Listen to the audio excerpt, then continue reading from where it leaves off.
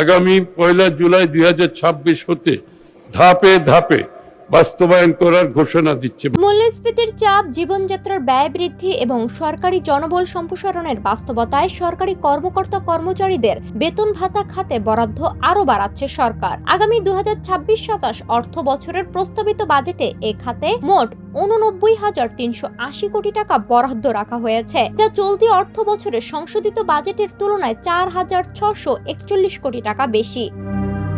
অর্থ মন্ত্রণালয়ের বাজেট দলিল বিশ্লেষণে দেখা যায়, চলতি 2025-26 অর্থ বছরের মূল বাজেটে সরকারি চাকরিজীবীদের বেতন ভাতা খাতে বরাদ্দ ছিল 84,114 কোটি টাকা। তবে বছর শেষে সংশোধিত বাজেটে তা বেড়ে 84,739 কোটি টাকায় দাঁড়ায়। সেই তুলনায় নতুন অর্থ বছরের প্রস্তাবিত বরাদ্দের প্রবৃদ্ধি হয়েছে 5.47%।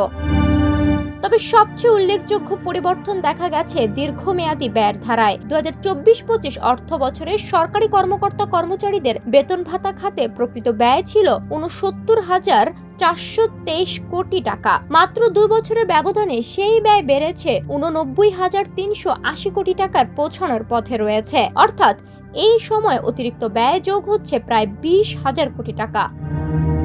নতুন বাজেটে কর্মকর্তাদের বেতন বাবদ বরাদ্দ রাখা হয়েছে 13,784 কোটি টাকা। চলতি অর্থ বছরের সংশোধিত বাজেটে এই খাত বরাদ্দ ছিল 12,927 কোটি টাকা। ফলে কর্মকর্তাদের বেতন খাতে অতিরিক্ত 947 কোটি টাকা যুক্ত হচ্ছে। অন্যদিকে কর্মচারীদের বেতন বাবদ বরাদ্দ বাড়িয়ে 30,671 কোটি টাকা করার প্রস্তাব করা হয়েছে। সংশোধিত বাজেটে যা ছিল 29,170 কোটি টাকা। এই খাতে বাড়তি বরাদ্দের পরিমাণ 1,501 কোটি টাকা।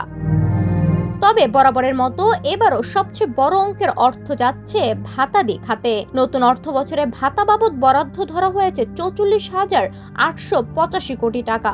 চলতি অর্থ বছরের সংশোধিত বাজেটে এই খাতে বরাদ্দ ছিল 42,642 কোটি টাকা।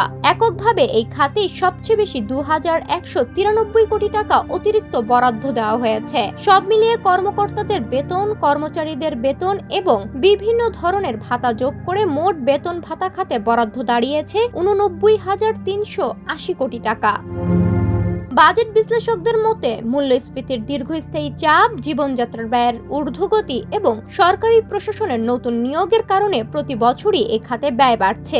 একই সঙ্গে সরকারি কর্মচারীদের আর্থিক সুরক্ষা ও প্রশাসনিক কার্যক্রম সচল রাখতেও বড় অঙ্কের অর্থ বরাদ্দের প্রয়োজন হয়ে পড়েছে। বাজেটের সামগ্রিক চিত্র একই বার্তা দিচ্ছে। আগামী অর্থ বছরে সরকারের মোট আবর্তক বা পরিচালনা ব্যয় ধরা হয়েছে 5,51,087 কোটি টাকা। এর মধ্যে প্রায় 16.2% ব্যয় হবে শুধু সরকারি কর্মকর্তা কর্মচারীদের বেতন ও ভাতা পরিশোধে।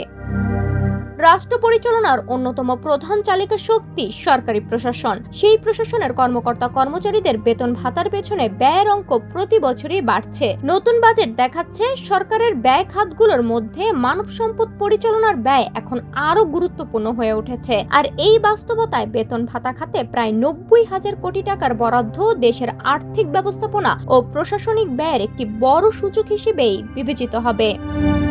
ডেস্ক রিপোর্ট, সোনালী নিউজ।